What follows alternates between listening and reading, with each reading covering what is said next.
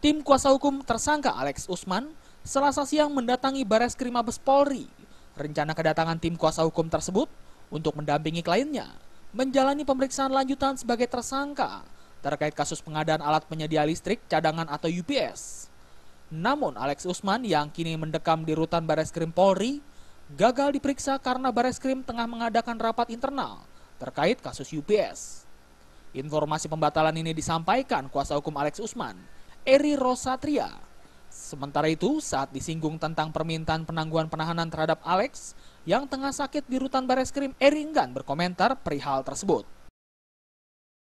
Diperiksa, cuman hari ini karena lagi rapat ya, jadi ditunda. Jadi nggak jadi diperiksa ya? Ya mungkin dalam beberapa hari. Diketahui saat Alex Usman ditahan di rutan Bareskrim Polri, Alex mengalami gangguan kesehatan atau sakit. Tim kuasa hukum Alex sudah meminta kepada penyidik Bareskrim Polri untuk melakukan penangguhan penahanan. Namun hingga kini penangguhan tersebut belum dikabulkan. Alex merupakan pejabat pembuat komitmen dari suku Dinas Pendidikan Menengah Jakarta Barat dalam pengadaan alat UPS ini.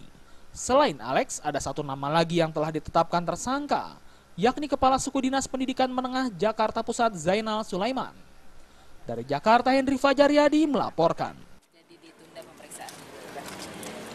Kabarnya memang mengajukan penangguhan penahanan